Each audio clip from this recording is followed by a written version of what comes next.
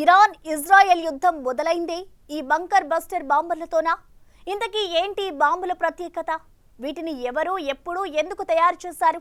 వీటి ప్రధాన ఉద్దేశం ఏంటి? వీటిని ప్రస్తుతం ఇరాన్ వార్లో ఎందుకింత కీలకంగా భావిస్తున్నారు? వీటి తాలూకు పర్యవసనాలు ఎలా ఉండబోతున్నాయి? ఈ బాంబ్ ఒక్కటి బ్లాస్ట్ అయితే ఇరాన్ మొత్తం షేక్ పోతుందా? రాజధాని టెహ్రాన్ టోటల్ గా ఖాళీ చేయాల్సిందేనా? ఆ వివరాలేంటి?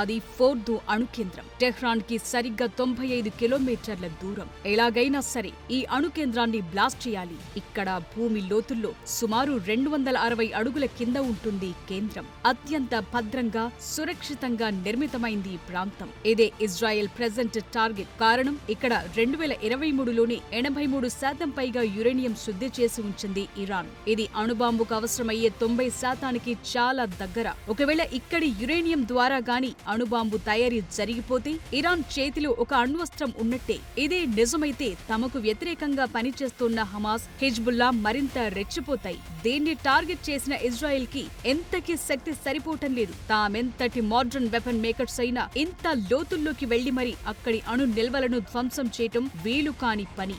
మరి కాగల కార్యం నెరవేర్చే గంధర్వుడెవరు అని చూస్తే ఇదిగో ఇదే GBU-57A/B మ్యాసివ్ ఆర్డినెన్స్ పెనిట్రేటర్.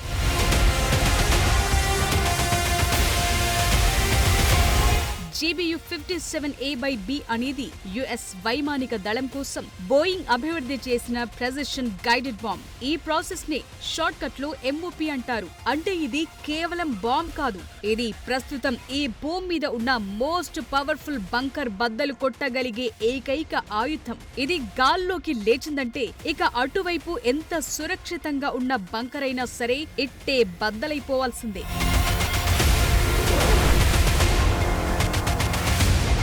20 అడుగుల పొడవు, 13,600 కిలోల బరువు. బాంబుల్లోనే బాహుబలి. దీన్ని మోసుకెళ్లటానికి కూడా సరిగ్గా అంతే సామర్థ్యం గల బాంబర్ కావాలి. దాని పేరే B2 spirit stealth bomber.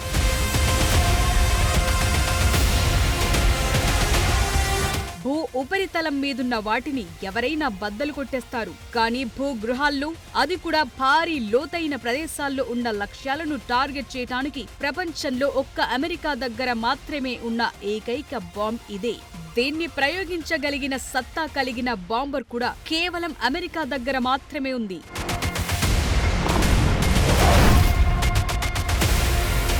Basic గా ఇజ్రాయెల్ యుద్ధాన్ని మొదలుపెట్టిందే ఇరాన్ అణ్వాయుధ సామర్థ్యాన్ని ధ్వంసం చేయటం కోసం. ఎందుకంటే గత 20 ఏళ్లలో ఎప్పుడూ లేని విధంగా ఇరాన్ అణ్వాయుధ నిబంధనలను ఉల్లంఘించినట్టు అంతర్జాతీయ అణుశక్తి సంస్థ అధికారిక ప్రకటన చేసింది. ఇదే అదనుగా భావించిన ఇజ్రాయెల్ ఈ యుద్ధం మొదలుపెట్టింది. అందులో భాగంగా తొలి రోజు టెహ్రాన్ కి 225 కిలోమీటర్ల దూరంలోని నటాంజ్ అణు కేంద్రంపై దాడి చేసింది. ఈ అణు కేంద్రానికి పై దెబ్బలు తగిలాయి తప్ప దాని అణు నిల్వల వచ్చిన ప్రమాదమేమీ లేదని IAEA చెప్పటంతో ఇజ్రాయెల్ కి ఏం చేయాలో పాలుపోలేదు.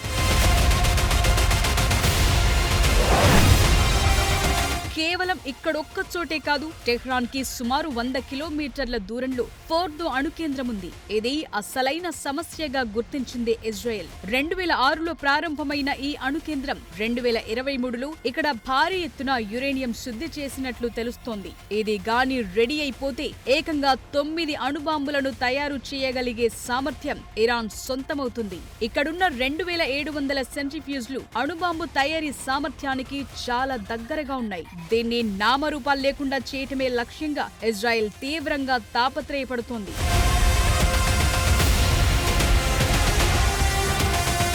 ప్రస్తుతం ఇజ్రాయెల్ ఏం చేస్తోందంటే ఫోర్దో చుట్టూ ఉన్న విద్యుత్ ఉత్పత్తి, ప్రసార వ్యవస్థలను ధ్వంసం చేస్తోంది. దీంతో ఈ అణు కేంద్రంలోని కార్యకలాపాలను తాత్కాలికంగా అడ్డుకునే ఏర్పాటు చేస్తోంది. ఈ కేంద్రంలోని ప్రవేశ ద్వారాలపై దాడులు చేస్తే సిబ్బంది లోపలికి వెళ్లకుండా అడ్డుకోవచ్చు. అందులోని పరికరాలను నిరుపయోగంగా మార్చొచ్చు. తమ కమాండోలను అక్కడికి పంపి బాంబులు అమర్చటం ద్వారా ఈ మొత్తం కేంద్రం ధ్వంసమైపోయేలా చేయొచ్చు.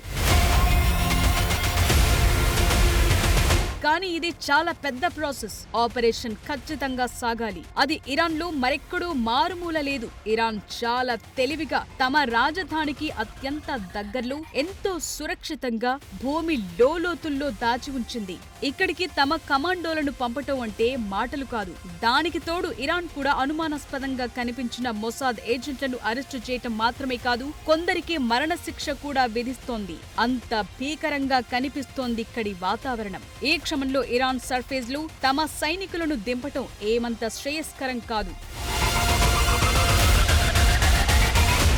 అయితే ఇక్కడే అమెరికా సపోర్ట్ అత్యవసరమవుతోంది. యుఎస్ దగ్గర మాత్రమే ఈ బంకర్ బస్టర్ బాంబులున్నాయి. వీటిని వాడితే గాని ఈ యుద్ధ ఉద్దేశం పరిసమాప్తం కాదు. ఇదే ఇజ్రాయెల్ టార్గెట్ కాగా అమెరికా ఇందుకు సానుకూలంగా స్పందిస్తోంది. ఇదివరకే ట్రంప్ కొన్ని కీలకమైన ప్రకటనలు చేశారు. అందులో భాగంగా చూస్తే ఇది కాల్పుల విరమణ ఒప్పందం కన్నా మించింది అని ఒక కామెంట్ కాగా, 2 ఇరాన్ కి ఎట్టి పరిస్థితుల్లోనూ అణుబాంబు దక్కకూడదని అన్నారాయన. అంతేకాదు, మూడో ముఖ్యమైన విషయం ఏంటంటే టెహ్రాన్ వాసులు అక్కడి నుంచి వెళ్లిపోవాలని సూచించారు. కారణం, తాము జారవిడిచే ఈ బాంబులకి బాహుబలి లాంటి బంకర్ బస్టర్ ఒక్కసారి భూమిని తాకిందంటే 100 అడుగుల లోతుల్లో ఉండే అణు నిల్వలు మొత్తం ధ్వంసమవుతాయి. వాటి తాలూకు రేడియేషన్ భూమిపైకి ఎగిసిపడుతుంది. తద్వారా ఈ ప్రాంతం మొత్తం నివాస యోగ్యతకు దూరమైపోతుంది.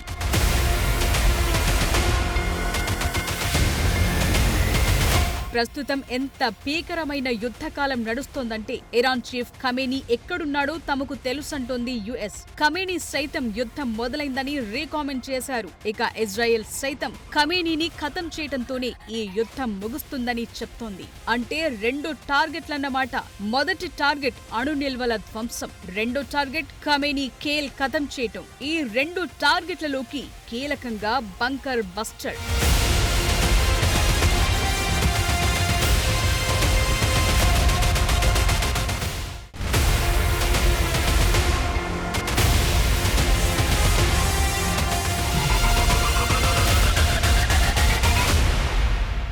ప్రస్తుతం ప్రపంచమంతా బంకర్ బస్టర్ గురించే మాట్లాడుకుంటున్నారు. ఈ బాంబు ఎంత పవర్ఫుల్లో తెలుసుకొని అదిరిపడుతున్నారు. ఇప్పటికే దీన్ని పశ్చిమాసియాకు తరలించింది యుఎస్. ఆ మాటకొస్తే అసలు యుద్ధం వీటి తరలింపుతో ఎప్పుడో మొదలు పెట్టేసింది అమెరికా. దాన్ని ఇజ్రాయెల్ లాంఛనంగా స్టార్ట్ చేస్తుందని అంటారు యుద్ధ వ్యవహారాల నిపుణులు. ఇంతకీ ఈ బంకర్ బస్టర్ కనుగొనాలని అమెరికన్ ఆర్మీ ఎందుకు అనుకుంది? ఆ వివరాలేంటి ఇప్పుడు చూద్దాం.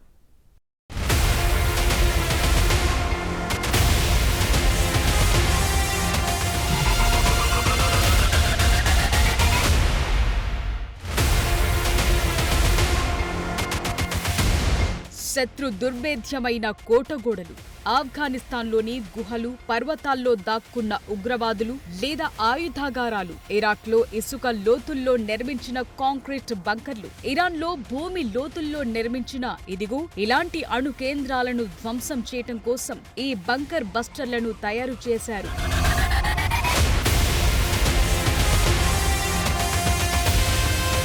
ఈ బంకర్ బస్టర్ల ప్రధాన లక్షణం ఏంటంటే ఇవి లక్ష్యాలను చేరి పేలే ముందు భూమి లోతులకు దూసుకెళ్లి అక్కడి భూగర్భంలో పేలుతాయి. వీటి గొప్పతనం ఏంటంటే రీన్ఫోర్స్ కాంక్రీట్ ద్వారా కూడా ఇవి చొచ్చుకుపోతాయి. ఆ భూగర్భంలో దాచిన ఆయుధశాలలకు వెళ్లటం ఎవరి తరమూ కాదన్న మాటను కాలరాస్తాయి బంకర్ బస్టర్లు.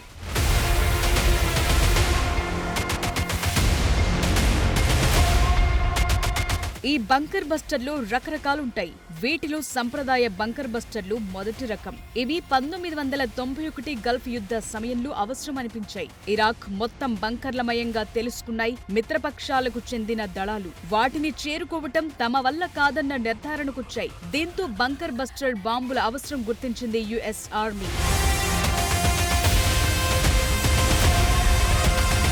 ఎప్పుడైతే భూగర్భ లక్ష్యాలకు చేరుకోవటం ముఖ్యమని గుర్తించిందో ఆ వెంటనే తీవ్ర పరిశోధనకు దిగింది పెంటగాన్. కొన్ని వారాల్లోనే ఒక నమూనా తయారైంది. 16 అడుగుల పొడవు కలిగిన ఈ బాంబ్ను పేల్చినప్పుడు ఎన్నో అడ్డంకులను తట్టుకునేలా గట్టి ఉక్కుతో తయారు చేశారు. ఈ స్టీల్ కేసింగ్ లోపల 295 కిలోల ట్రైటోనల్ పేలుడు పదార్థం దాగి ఉంటుంది. దీని ముందు భాగం లేజర్ గైడెన్స్ ఏర్పాటు చేశారు. చేరుకోవాల్సిన లక్ష్యాన్ని లేజర్తో స్పాట్ చేస్తుంది బస్టర్. బస్టర్. దీంతో బాంబ్ ఆ దిశగా దూసుకెళ్తుంది. భూగర్భంలోకి వెళ్లి అక్కడ భారీ పేలుడు జరిగేలా చేస్తుంది. ఆ ప్రాంతం కొన్ని అడుగుల లోతుల నుంచి పేలిపోతుంది.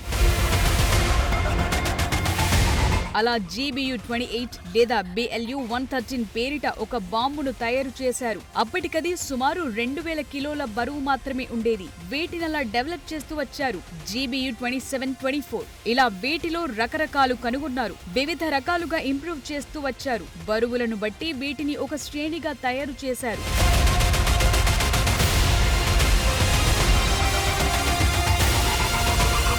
అయితే మరింత లోతుకు కూడా వెళ్లి బ్లాస్ట్ చేయగల బాంబుల తయారీ కోసం అన్వేషణ మొదలైంది. ఒక ఆయుధాన్ని ఎంత పవర్ఫుల్ గా తయారు చేస్తే దాని బరువు కూడా అంత ఎక్కువగా తయారు కావటం మొదలైంది. బంకర్ బస్టర్ల విషయంలో ఈ బరువు చాలా కీలకం. ఎందుకంటే ఇవి వేగంగా కిందకు జారినప్పుడు ఆ బరువుకు మరింత లోతులకు వెళ్లిపోవాలి. అదెలా ఉండాలంటే బలమైన కాంక్రీట్ కట్టడాలను సైతం ఢీకొట్టి దూసుకుపోగలగాలి. ఇందుకు వేగం కోసం రాకెట్ ఇంజిన్ కూడా జత చేశారు. బరువు కోసం మరింత గట్టి ఉక్కును జోడించారు. సీసం బరువైంది కానీ అది పెనట్రేటర్ కి పనికిరాదని గుర్తించారు. సీసం టార్గెట్ రీచ్ అయినప్పుడు విచ్ఛిన్నమైపోతుంది. అలా జరగకూడదని భావించారు. అందుకే ఉక్కు సరైందని ఫిక్స్ అయ్యారు. ఇందుకు క్షీణించిన యురేనియం కలిపితే ఆ బరువు మరింత ఎక్కువవుతుందని తమ పరిశోధనలో తేల్చారు.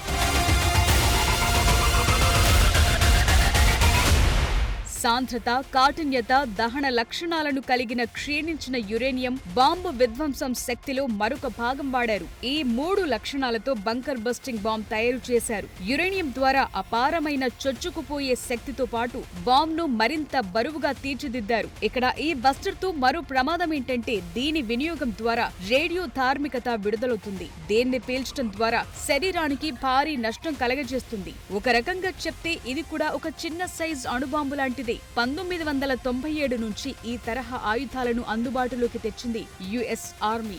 ఆనాటి నుంచి కాదు ఇప్పటికీ అణుబంకర్ బస్టర్లలో మోడర్న్ టెక్నాలజీ ఇదే.